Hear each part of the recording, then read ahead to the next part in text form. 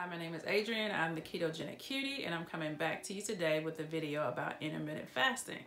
If you've ever thought about intermittent fasting and wanted to know kind of what it is, this video is designed to give you more information, more insight about intermittent fasting so you can make the decision for yourself if this is something you'd like to do.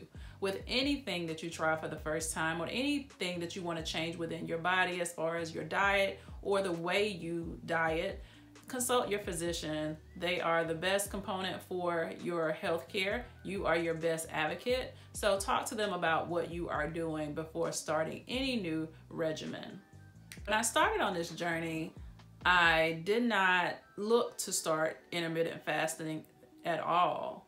Actually, I was eating 3 meals a day, sometimes a snack in between those meals, just to keep myself satiated in the beginning because I was trying to get the hang of eating ketogenically. I wasn't trying to fast and do all that. I felt like that was a bit too much at the start of my ketogenic journey. So after a while, after about two weeks of being in ketosis, I noticed that I was fuller a lot longer. And normally my time of eating was 9 a.m. in the morning. I would start my day with eating at 9, and I noticed a few days straight that I wasn't hungry at 9 o'clock. And I was like, okay, well, I guess I'll just eat at lunchtime. So the food I bought for breakfast, I just ate it at lunchtime. Then the food I had for lunch, I just left it at work for the next day to see how my body was gonna respond. So in that time, I just had learned to listen to my body and didn't just eat for the sake of eating or just having breakfast because it's the most important meal of the day. As our parents have always told us, I just ate when I was hungry. So sometimes that would start at 12 o'clock. So I looked up some of the different intermittent fasting types and some of the time regimen and the definition and some things just so you can have a little bit more insight so you can decide if that's something that you want to do for yourself. So I'll link below the website that I used when I was researching this in a little bit more detail. Also, I want to give you some of the apps that can be used to help with the intermittent fasting transition if that's something you like to do. Intermittent fasting is the cycle between eating and fasting. So your eating window is going to be smaller than your fasting window. This is going to give the body a chance to, number one, rest from the digestion and continuously eating foods. Also, it's going to cause the body to burn the stored fat that you have within you versus the fat that you're continuously putting into your body, or the carbs or whatever else you're putting into your body. So this, in conjunction with ketogenic eating, helps the body to burn that fat quicker, and it's going to utilize that fat for energy so that you can move on with your ketogenic journey and help you lose weight a whole lot faster. Again, it wasn't something that I planned to do, but it did help in my journey. It sped up the process a whole lot, and it wasn't anything by force. Like, I didn't make myself not eat, like I gotta fast until noon, I gotta stop at 8. It just kind of naturally happened. So again, I urge you to listen to your body, and if you're hungry, you eat. If you're not, don't eat, and you'll find yourself kind of gradually moving into an intermittent fasting stage of your journey. There's a few different ways or types of intermittent fasting. The one that I felt was more natural to my progress was the 16-8, where I had an 8-hour window for eating and I had a 16-hour window for fasting. So my day looked a little like I would get up in the morning, get ready for work, go to work, and I wouldn't be hungry. Just a natural thing after about 2 weeks, as I said before. So I would eat around noon, eat my lunch around noon, and then I would eat a snack on my way home because I have a long commute and I knew it would be a long time before I either warmed up food or cooked food or whatever the case may be for dinner. So I would have my lunch as my breaking my fast, snack right after I got off work around 4-ish, and then about 6-ish I would have dinner. After dinner, I may or may not have a keto dessert or a keto-friendly dessert if I had made something. If not, I would be done eating probably around 8 o'clock that night, sometimes before 8. So basically the 16-8 window was the one that worked for me. Another type of shorter fast is a 24. a 20-hour fast with a 4-hour eating window. And sometimes during that time, you might be able to get in 1 to 2 meals a day. I have done 24, just probably not even intentionally, but sometimes on the weekend I have found myself eating a little bit later than noon, or eating my first meal at like 2 or 3 in the afternoon, and not suffering for it, not like walking around starving, but just not being hungry or doing some other things around the house or out, you know, in the community doing something with my family, and then I end up stopping and eating around 3 o'clock. So I might eat at 3, I might eat again at 5, and then I'm done for the day. It just depends on the situation and what I have going on. So I have tried that 24 window has been one that has worked for me as well. Now, one of the longer fasts is the 24-hour fast. You may see it captioned OMAD or OMAD, 1 meal a day. So like if you had dinner last night at 6 o'clock, you would fast all the way through until 6 o'clock the next night. That would be a 24-hour fast.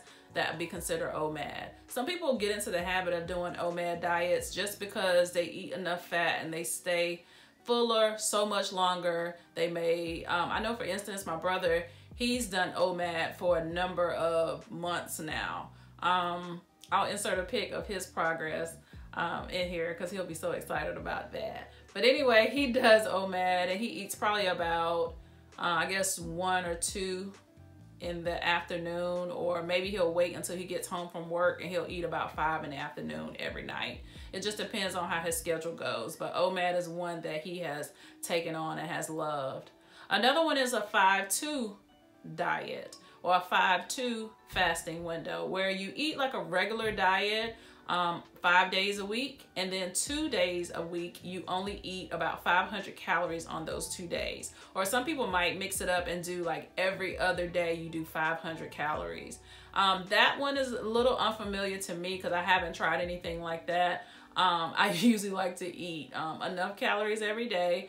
I mean, that may work for them, but I have never tried the 5-2, but that is an option. So I just want to put that out there as an option. Another longer fast is a 36-hour fast, and that's where you're fasting 36 hours and you're eating at the end of your 36-hour window.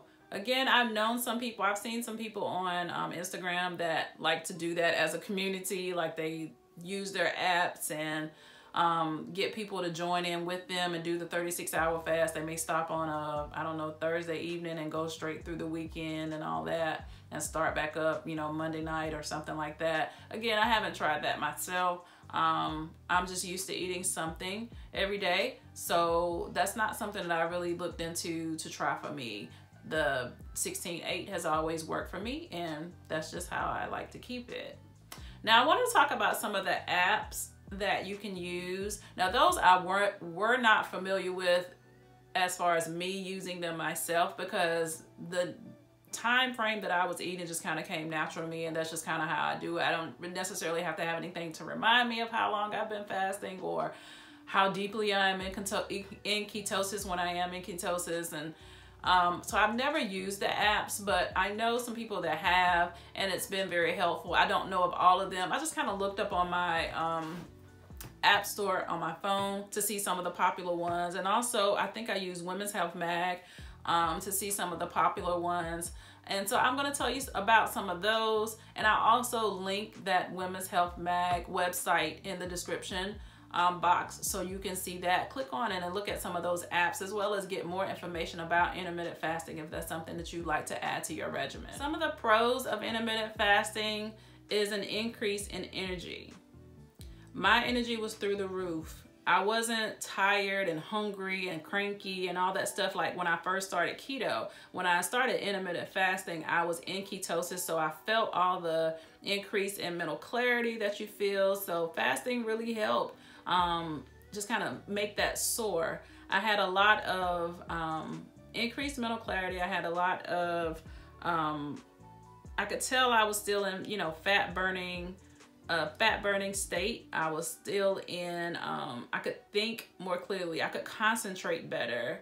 Of course, my weight was continuing to go down as it should have, because I was eating a lot less during those times, I was making sure that I had a high fat, low carb diet, but it did not require me to eat a whole lot of food. So I was eating a lot less, so my weight continued to go down as it should. Some other pros that you may see that I may not have said is an improved cholesterol.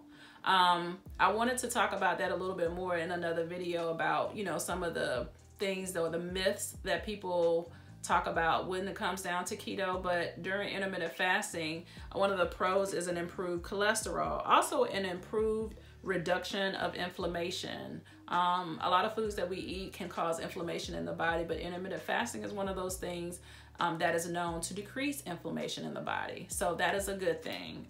It also decreases blood sugars and insulin levels. So if you are diabetic and you're trying to fast, you know, again, make sure you are checking your blood sugars regularly, because if you're on medications that are supposed to chemically reduce your blood sugar and you're not eating and that's reducing your blood sugar, then that's a problem. You want to make sure that you are in constant contact with your physician about your blood sugar levels moving forward, and you want to make sure that if they need to alter or reduce or eliminate those medications that you're taking, stay in constant contact with them, because they are capable of doing so. You are your best advocate when it comes to your health, and you cannot allow a physician to just dictate what you're going to take and not alter your nutritional needs as well. So whatever agreement you guys have come up with to say, okay, this is what my blood sugars have been running since I've been eating in this manner, then they can modify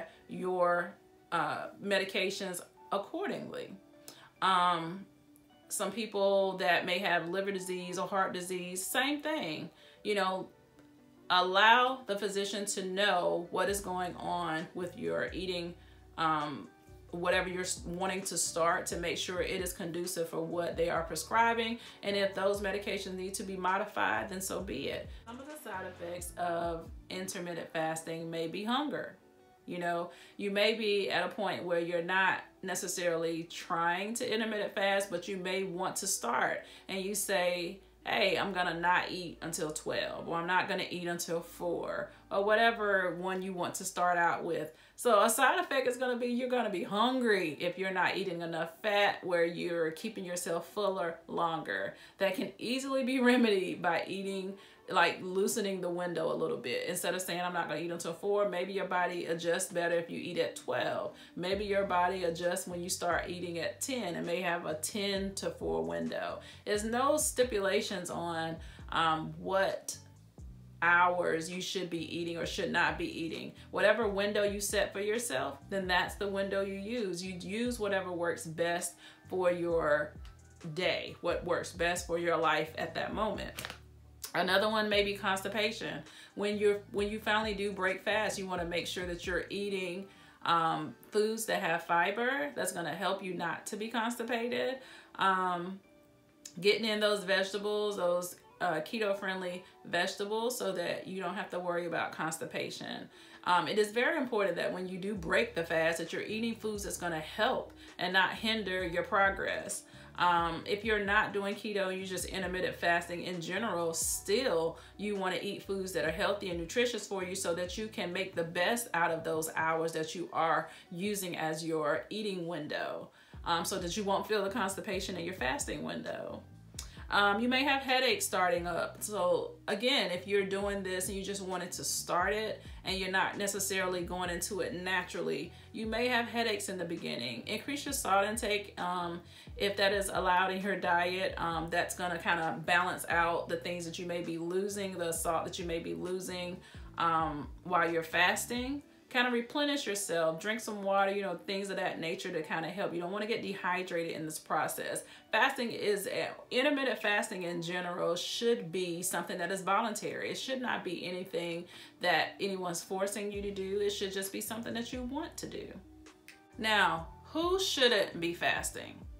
I think I mentioned something earlier about people that should not, but I do want to emphasize anything that you're going to start for the first time, I would prefer that you consult your physician and let them know of what's going on and the changes that you want to make within your diet regimen. So if you're underweight or you have any type of eating disorders or things of that nature, you should not be fasting at all. If you're breastfeeding, I know when I was breastfeeding, I had 3 children to breastfeed, you know, over time, and I didn't want anything to mess up my milk supply. So no fasting during that time. Also pregnancy, during your pregnancy, you should not be fasting. That's not something you want to supply your baby with as much nutrition as you can.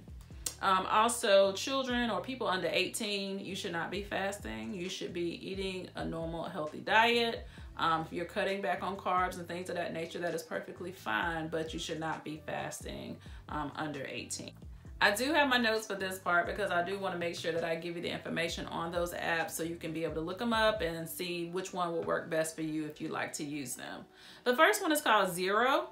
It's a simple reminder of when to eat based on the type of fasting that you're doing. So that's a popular app. You can look it up in your app store. I think they do have it for Android as well as Apple. Fastient is another one. It allows notes. It also allows food records, journaling, and it tracks your progress as well. So I believe that's a good one if you want to add some information in there as you're going. Body Fast is another one. It has meal planning advice, and it's not to replace a provider or a dietitian, but it does have meal plan offerings or suggestions for meal plans.